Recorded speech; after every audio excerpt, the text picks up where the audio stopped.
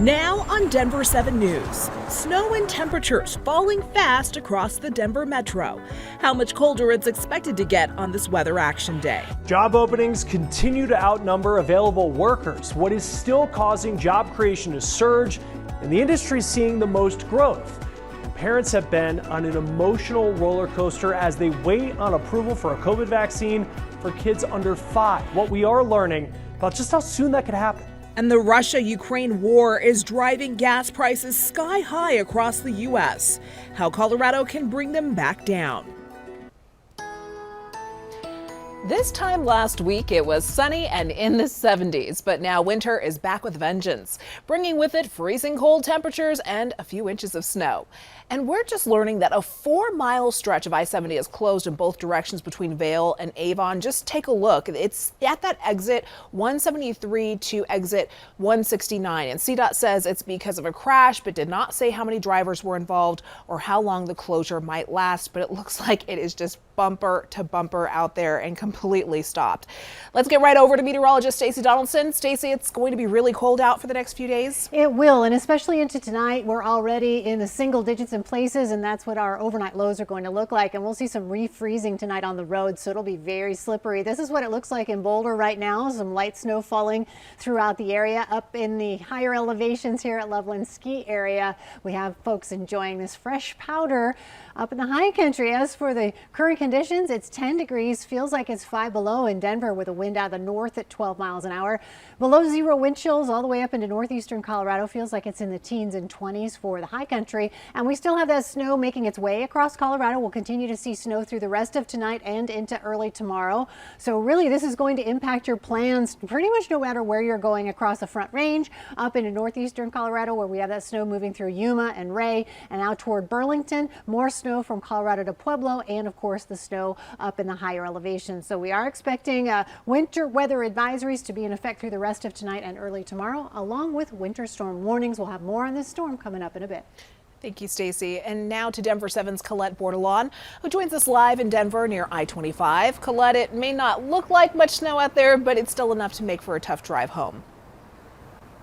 Yeah, the snow really not sticking too terribly much today, especially for what we're used to during the month of March in Colorado. You can see 25 right here behind me. Traffic moving along nicely. You can also see those lights to get on the highway. Those are in effect, making sure that flow of traffic does stay nice throughout this rush hour that we're approaching. You can even still see a nice skyline of Denver. Definitely not the worst snow we've seen, but like you guys were just mentioning, it is still good to take things slow, make sure you're driving safely out there, especially when you consider what happened on Sunday with those 2-car pileups, a 50-car pileup on 25 in Denver, one involving around 20 cars in southern Colorado. But you can see even here at my feet, the sidewalk totally clear as well. It's really just a dry snow out here today. That snow we saw on Sunday, a lot wetter, a lot slicker, of course, for drivers to have to navigate.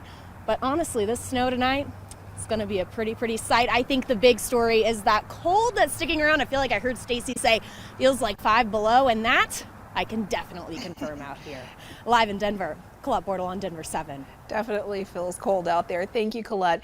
And don't forget, you can get the latest snow totals and temperatures at any time on our website, thedenverchannel.com. There we have a live weather stream and an interactive radar map. The war in Ukraine has Coloradans paying a lot more at the pump, so oil and gas companies in our state are speaking out and looking to help. AAA says the average price of gas in Colorado is now $3.75 a gallon and is on track to break the record set in 2008 of $4.09. Colorado is a leading oil and gas producer in the country. With a ban on Russian imports, though, representatives for those producers say they're ready to boost drilling and help fill any gaps. But the president of the Colorado Oil and Gas Association says the state needs to process and approve more drilling permits. For everybody to turn around and say, well, why isn't the oil and gas industry drilling more in Colorado or in this country? You begin to get your answer. So I go back to this idea of we need to talk about this as a country. We need to talk about where we want to get our energy from. During a press conference yesterday, President Biden said there are more than 9,000 drilling permits already approved that aren't in use. Coming up on Denver 7 News at 6, Colorado energy experts explain why that may be.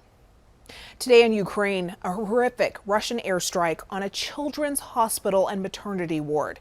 It happened during what was supposed to be a ceasefire, providing Ukrainians a safe zone to escape. ABC's Faith Abube has the latest. Destruction all around after Ukrainian officials say a Russian airstrike targeted a maternity and children's hospital in the besieged city of Mariupol. Parts of the hospital blown to pieces, a crater outside, while charred remains of vehicles litter the parking lot. Authorities say children are under the rubble and rescue efforts continue. The mayor calling the Kremlin's forces barbarians, accusing Russia of trying to wipe Mariupol from the face of the earth. Even before this attack, Mariupol was under intense Russian shelling, isolated and facing a desperate humanitarian crisis. According to the director of the Defense Intelligence Agency, so is Kyiv, Ukraine's capital city. With supplies being cut off, it will become somewhat desperate in, I would say, 10 days to 2 weeks. Today, desperate civilians still attempting to flee through humanitarian corridors. Russia claiming it's observing a temporary ceasefire, though witnesses say Russian forces have repeatedly shelled these evacuation zones. In 2 weeks, Russia has launched more than 710 missiles, destroying residential neighborhoods and key Ukrainian infrastructure. U.S. officials say Ukrainians are putting up fierce resistance. President Zelensky saying his people won't surrender. Meanwhile, the U.S. and Poland still at odds over supplying Poland's MiG-29 fighter jets to Ukraine. A senior defense official saying Ukraine already has plenty of Russian-made MiG fighters that they are not using, and Poland's plan to provide them through the U.S. is too risky. But the White House says U.S. defense officials are working with Ukraine and NATO on a way forward. We have to make sure that we're doing it in the right way. And a senior defense official tells ABC News U.S. Patriot missile systems requested by Poland to shoot down incoming missiles have been delivered. They're manned and will soon be operational. In Washington, Faith Abube, ABC News. Modern technology is helping preserve history in Ukraine as the Russian invasion continues. Twitter, Instagram, and TikTok are being used for crisis communications by Ukrainian leaders and citizens right now. There is concern that those companies will delete or censor some images or posts. And that's where smaller companies are playing a role. Tech startup Arweave is asking people to save any images or photos of the conflict using blockchain technology. More than 10 million pieces of data have been collected so far. The company's founder said in a statement that global history must be remembered permanently, publicly. The hopes that then people will on this network be storing these files, even if they're not exciting or needed right now, they'll continue to be stored so that they're available for archivists in the future. Most companies store their data in a central location, so if that shuts down, that data is gone. As far as decentralized technology like Arweave, well, data is stored across many different locations, some in a cloud, others in private computers, so it's much more difficult to take that data offline. Arweave only costs a few cents to start archiving photos on the platform. What's distinct about using this effort is that you are going to, provide some incentive in the form of paying at the time that you place this file in the Arweave network for storage. The idea is that by providing this payment, you're creating and bundling up as part of this network that says that it's going to store all of the files that are added to it into the future. Now, there are flaws in this system. While the data is being stored, it's not being sorted. There's currently no way to tell which photos and videos are legitimate. For now, the priority is to gather as much data as possible so we can describe what happened in the future. The government is getting more involved in cryptocurrency. An executive order signed by President Biden today gets the Treasury Department and other agencies to study digital currency's impact. The Federal Reserve may also look into creating its own cryptocurrency. This is the first strategy of its kind in the United States, and it comes amid concerns that Russia may be using crypto to avoid the impact of sanctions. Now, it seemed like the FDA was ready to approve a COVID vaccine for kids under 5 years old earlier this year, but then it said it needed to wait. Answers on just how soon approval could come now, with so many parents stuck in limbo.